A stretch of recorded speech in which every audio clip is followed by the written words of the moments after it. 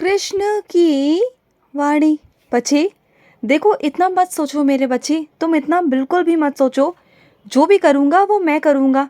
तुम्हें ऐसा लगता है कि जो भी हो रहा है वो तुम कर रहे हो, नहीं, जो भी हो रहा है वो मेरी मर्ज़ी से हो रहा है और उसे मैं ही करूँगा अपने हिसाब से, अपने तरीके से। तो तुम चिंता मत करो, जिम्मेदारी तुम्हारी है जानता हूँ, लेकिन करने वाला तो मैं हूँ ना। तो फिर क्यों चिंता करते हो? चिंता मत करो, बस जिम्मेदारी उठाओ अपने कान्हा की। जो तुम्हारे कान्हा ने तुम्हें जिम्मेदारी दी है ना, बस उसे ईमानदारी से निभाओ, बस अच्छे से। और जो मैं कर रहा हूँ ना, मुझे करने दो, सब ठीक हो जाएगा। और सुनो, तुम्हारे कर्म जो है ना, वो पहले से पहले, और जो तुम्हारी नीयत है उसी की वजह से तुम्हारी जो मिसाल बनती है ना मेरे बच्चे। तुम चाहो तो तुम्हारी नीयत तुम्हारी मिसाल भी बना सकती है, और वही तुम्हें मिट्टी में भी मिला सकती है। तुम्हारे कर्म बहुत मायने रखते हैं मेरे बच्चे, बहुत मायने। तुम्हारे कर्म अगर अच्छे हों तो वो तुम्हारे मिसाल बना कर देंगे, और अगर तुम्हारे कर्म अगर बुरे हो गए ना, तो उसे मिट्टी में मिलाने से, तुम्हारे नाम को मिट्टी में मिलाने से कोई नहीं रोक सकता। तो अपने कर्मों को तुम्हें खुद देखना होगा कि तुम्हारी नीयत कैसी है। अपने कर्मों के अनुसार मेरे बच्चे अपनी नीयत को हमेशा अच्छा ही रखा करो, क्योंकि तुम्हारे कर्म बहुत अच्छे हैं मेरे बच्चे। तुम वैसे हर एक काम अच्छी नीयत से ही करते हो, तुम जो करते हो अपनी अच्छी नीयत से करते हो।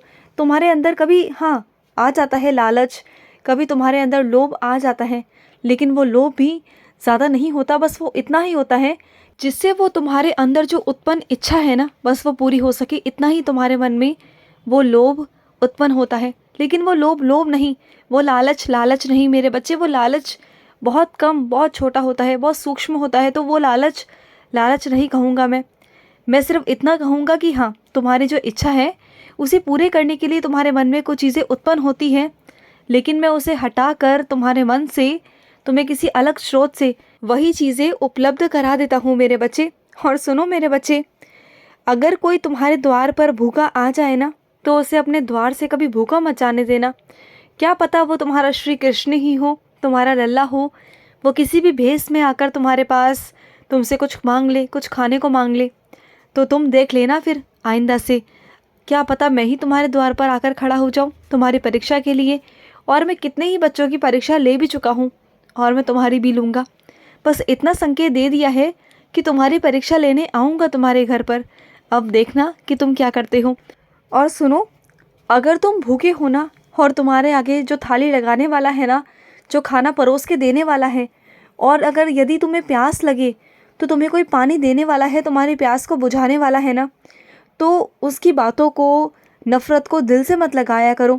उसकी बातों को दिल से मत लगाओ, बल्कि दिल में लगाओ कि वो कितना अच्छा इंसान है कि तुम्हारे लिए वो सब कुछ कर रहा है। और उसकी डांट को डांट मत समझो, उसको प्यार समझो कि हाँ, हो जाता है मेरे बच्चे, कभी कभी वो सब चीज़ें हो जाती हैं। तो बल्कि अपने दिल में उसे बसा कर, उसे प्यार कर करना, अपने लिए अच्छा सोचो और उसके लिए भी अच्छा सोचो। फिर देखो तुम्हारी जो अंदर की सोच है ना, उसके लिए वो बहुत पवित्र, बहुत अच्छी हो जाएगी। और धीरे धीरे कर कर उसकी डांट को, उसकी फटकार को, उसके गुस्से को तुम प्यार में परिवर्तित कर सकते हो मेरे बच्चे। वो तुम ही हो जो कर सकते हो, इसमें कोई और कुछ नहीं करेगा। देखो, 4 लोगों को कहने से 4 लोग तुम्हारी समस्या का समाधान नहीं कर सकते। तुम्हें अपनी समस्या का समाधान खुद ही करना होगा, और वो प्यार से, दिल से करना होगा। फिर देखो वो अपने आप सही हो जाएगा। जब तुम्हारे अंदर प्यार उत्पन्न हो जाएगा ना किसी के लिए, तो वो चीज़ें सामने वाले पर इतनी प्रभावित करती हैं कि वो अपने आप ही तुम्हारे ओर ढलने लगता है, तुम्हारे ओर खिंचने लगता है अपने आप। तुम जानते हो, जब एक इंसान दूसरे इंसान के मन ही मन बुरा सोचता है ना मन से, तो उस इंसान को कहने की ज़रूरत नहीं पड़ती, बल्कि अदृश्य रूप में कुछ ऐसी शक्तियाँ होती हैं जो उसको प्रभावित कर रही होती हैं। अगर तुम कुछ गलत सोचोगे ना, तो वो उस तक पहुंच जाता है एक अदृश्य रूप में। तो ये सोचो कि कभी किसी के बारे में तुम्हें गलत नहीं सोचना, तुम्हें हमेशा सकारात्मक सोचना है, जिससे उस तक जो प्रभाव जाए वो सकारात्मक ही जाए मेरे बच्चे। मैं आशा करता हूँ मेरे बच्चे कि तुम मेरी बात को समझने की कोशिश करोगे, और कर भी रहे हो।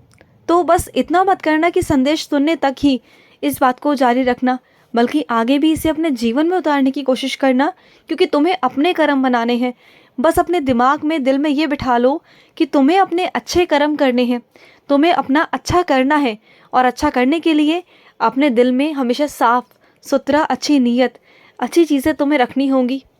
और सुनो मेरे बच्चे, मैं जानता हूँ कि तुम्हें ऐसा लग रहा है ना कि अभी तुम्हारी बेहद परीक्षा चल रही है और बहुत कठिन परीक्षा से तुम गुजर रहे हो, है ना? और तुम्हें ऐसा लग रहा है कि मैं अभी कुछ सुन नहीं रहा, कुछ अच्छा तुम्हारे जीवन में नहीं हो रहा, सब कुछ बेकार हो रहा है, तुम्हारी प्रार्थना सब बेकार जा रही है।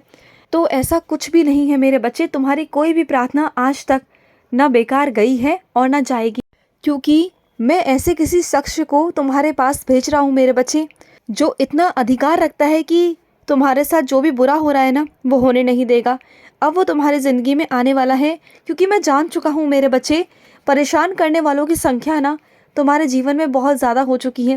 पहले कम थी तो मैंने कुछ नहीं कहा, लेकिन अब इतनी बढ़ चुकी है ना कि तुम बहुत परेशान हो चुके हो। और जब बात हद से ज़्यादा बढ़ जाए ना, तब तुम्हारे कृष्ण को शस्त्र उठाने ही पड़ते हैं, तब मुझे किसी न किसी को भेजना ही पड़ता है, क्योंकि तुम तो बोलोगे नहीं, तो मुझे किसी ऐसे दमदार व्यक्ति को भेजना पड़ेगा जिसके पास अधिकार भी हो और जिसके पास में ताकत हो, शक्ति हो, आत्मविश्वास हो, जो तुम्हारे लिए खड़ा हो सके, तुम्हारे लिए बोल सके। और जो भी तुम्हारे अंदर चाहत है ना कि तुम वो करना चाहते हो, ये करना चाहते हो, तुम सब कर पाओगे, तुम्हारी चाहत के अनुसार तुम चल पाओगे। और देखो, जो भी तुम चाहोगे ना वो तुम्हें सब मिल जाएगा। अब बस तुम पर निर्भर करता है कि जो तुम्हारी चाहत है वो अच्छे के लिए है या ऐसी चीज़ों के लिए है जो मिट्टी में मिला दे। तो देखो, अब ये तुम पर निर्भर करता है, क्योंकि मैं तो उसे पूरा करने के लिए भेज रहा हूँ। लेकिन तुम्हें अब सोचना है कि तुम्हें क्या करना है, तुम्हें अच्छे के लिए करना है या बुरे के लिए करना है। सोच समझ कर करना, क्योंकि यहाँ पर तुम्हारे नाम की बात भी है। मैं नहीं चाहता कि तुम्हारा नाम खराब हो। और सुनो, तुम्हारी पूजा को मैं सुन रहा हूँ मेरे बच्चे, क्यों चिंता कर रहे हो? तुम्हारी पूजा सीधा सीधा मेरे पास पहुँच रही है मेरे बच्चे। मैं तुम्हारी सारी पूजा को सुनता हूँ, सब कुछ सुनता हूँ, तुम्हारी हर एक बात सुनता हूँ, तुम्हारी शिकायतें सुनता हूँ, तुम्हारी बातें सुनता हूँ। जब तुम किसी के बारे में कुछ कहते हो, शिकायतें करते हो, किसी की अच्छाई करते हो, किसी की बातों को मुझसे कहते हो, तो मैं सब सुनता हूँ। तुम जो जो मुझसे कहते हो ना वो मैं सब सुनता हूँ मेरे बच्चे, सब सुनता हूँ। और सुनो, तुमने अगर अलग होने का निर्णय ले ही लिया है मेरे बच्चे, तुम्हें ऐसा लगता है कि तुम्हारा अलग होना ही तुम्हारी ज़िंदगी संवार सकता है, तो ठीक है मेरे बच्चे, तुम्हारे फैसले के साथ मेरा फैसला है। तुम चिंता मत करो। अब मैं तुम्हारी ज़िंदगी में एक ऐसा उजाला भेजूँगा, एक ऐसी रोशनी भेजूँगा जिससे तुम्हें आगे चलने को राह दिखेगी, जो आगे तुम चल पाओगे। जो अभी नहीं समझ में आ रहा ना, चारों तरफ अभी अंधेरा है, तो मैं नहीं समझ आ रहा कि मैं किस राह पे जाऊँ, कहाँ चलूँ, क्या करूँ, कैसे क्या होगा। तो चिंता मत करो, मैं इतना उजाला तुम्हारी ज़िंदगी में कर दूँगा कि रास्ते भी तुम्हें दिखाई देंगे, वो भी साफ साफ, जिस पर चलकर तुम सब कुछ प्राप्त कर सकते हो, जो भी तुम चाहते हो। और तुम मुझसे कह रहे हो ना कि कान्हा, मेरे इस बुरे वक्त को काट दो और ये पूरी ज़िंदगी की वजह ये छोटे से में ही कट जाए, तुम यही चाहते हो ना? तो तुम्हारे कुछ बुरे कर्मों को मैं छोटी से में ही काट दूंगा।